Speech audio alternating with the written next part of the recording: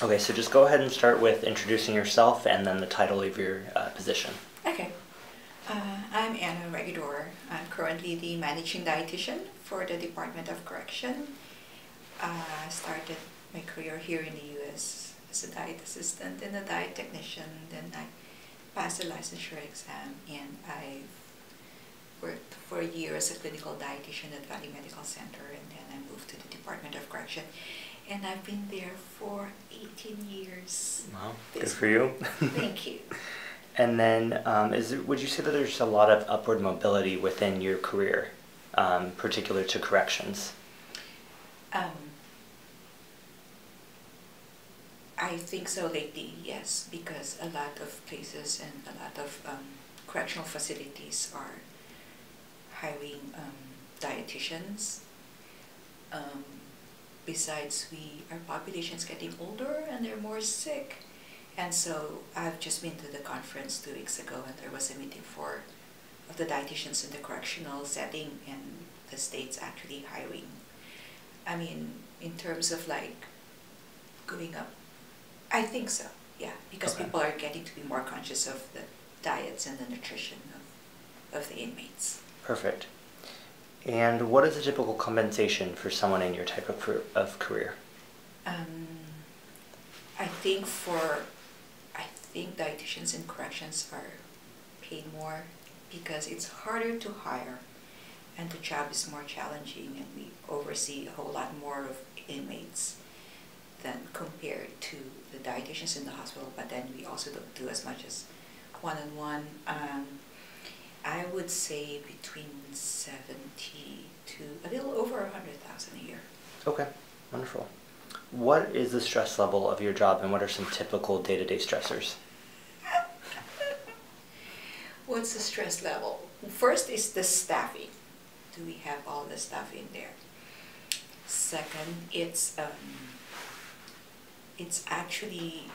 just more recent that we have inmates who are more aware. I guess it's because of the nutrition information that's out there, whether it's in the internet or word of mouth. And so now the inmates think that they know their diets, what they should be eating. So I'm getting more of requests for like highly individualized diets, and I also get diet orders from physicians requesting for these newer diets that they hear about. But the thing is, it's an institution, and there is a parameter that we have to work with. We also have to be careful that the diets are not manipulated. So yeah, finding the happy medium of making sure that we still take care of their nutritional needs, but at the same time I have to be very conscious of my staff to have enough staff, the budget, and making sure that we are not taking advantage of. Right. So talk to me a little bit about the budget, because I think that you probably have a lot of experience working with budgets. Is that really stressful? Is that a huge part of your job? What is that like? Actually, I am not directly working with budget. Okay. We have an assistant food service director, which is a higher level position than my position. Okay. And then we have a food service director on top of us. And so they would be the ones who would be more familiar with the budget. But every so often I would ask, like, let's say, if I can get a lower sodium entree or something. Lately, I think they are more open to those, they're more lax in the budget. I have really no idea of how much exactly the budget is, but I think we're in the, I don't want to say, I'm not sure, but a big portion of the budget of running a food service unit is, of course, food. Right. Yeah. Okay, perfect. And what would you say you like about the job? It's never boring. You'll never know what's going to come up on the day. Well, one thing is, yeah, the diet orders that I come across every day, and all the allergy diets, it's just taking up so much. Well, I shouldn't be complaining, but it's the interaction now with medical staff is more. So that's a typical, like almost 3 hours of my 8-hour day goes to that one. Clarification with medical, making sure that it's correct one. And the other thing is I am also responsible for responding to grievances and requests of inmates. So they do have that rights to request or put in requests or grieve things. And so that takes up a lot of my time, responding to them and making sure that, I'm tactful in the way I respond and saying things matter-of-factly, and make sure that we still adhere to the policies and the procedures. So that takes a whole lot of my time. And the other thing too is every so often I would go out there on the production line and make sure that food safety is happening every step of the way. So yeah, they call me the beer nut cop at work. Okay. What advice do you have for food service or food management students kind of at that point in their lives? Okay. When I started this position at the Department of Correction, I hardly had any managerial or supervisorial experience because I was a clinical dietitian. Then now I'm here and I have the dietetic assistants that I need to work with and interact with and cook. Don't let the fact that you don't have any experience in supervising or management stop you. The first thing that I would advise you to do is familiarize yourself with the actual duty and work of the people that you're supervising. Go out there, learn what they're doing, and then don't make any changes immediately because you don't know what's going on yet. And then after a while, maybe a year or at least 6 months, you're familiar with them, then you can start thinking if you see something that can be improved, any processes that can be improved. You also get to know your staff better. You don't need to be nosy about their personal life, but you'll know how they feel about the job. Then you can learn to support them better and improve the processes better. And if they have any requests or if they have, work with them and get their suggestions, because at the end of the day, they're the ones who are actually doing the job. And then you can understand it better, and if they have any requests, if they have any suggestions, then you can validate if it's really true or not. Perfect. What are some characteristics that you think someone will need to succeed in your type of position? A little bit of compassion for the inmates.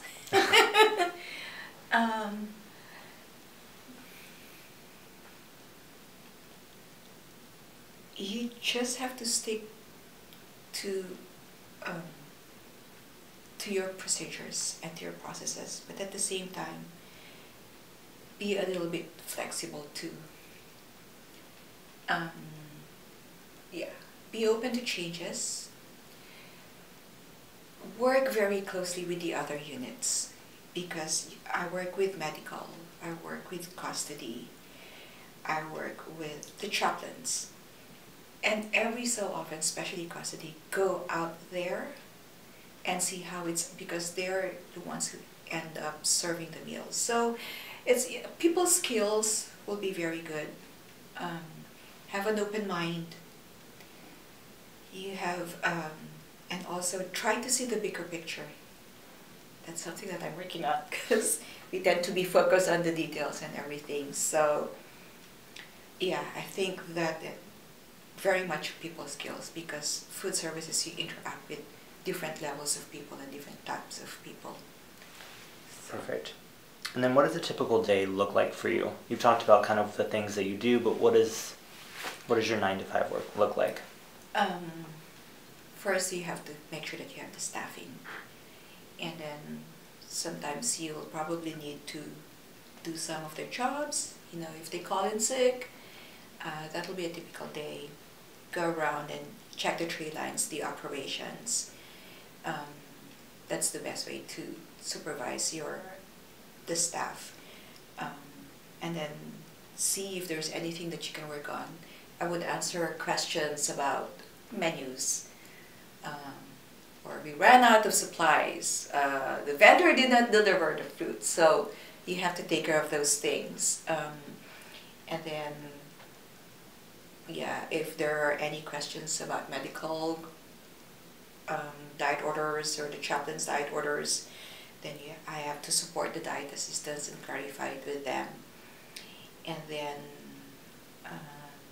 just to give us some requests and maybe other projects that, there's anything that we can improve our processes right now. I do have several projects right now. I do nutrient analysis annually in the diet manual, so when I can squeeze that in, I do that too. Perfect. And what does your schedule look like Monday through Sunday? Is it a typical 9 to 5 Monday through Friday? Is it a little more flexible? It's a Monday to Friday thing. It's very flexible. Okay. I guess the advantage of you have your clients or the inmates like captive, you can flex your schedule. But yeah, it's very flexible. You just have to work with your supervisor if that's allowed. I do get phone calls on weekends every so often, or the other way, I would finish something on a Friday and then I need to communicate it to the diet assistants if they have any questions for the following day. So, right. Yeah. Okay. And then, why go into corrections? Why did you choose this particular career? Because it's very unique. I actually, up until now, tell myself I never knew I would end up in correction. I have, I need it's all financial needs because I have a big family, but so this job opening came up years ago and it's a promotion for what I was doing before, and they hired me, and so I ended up here. But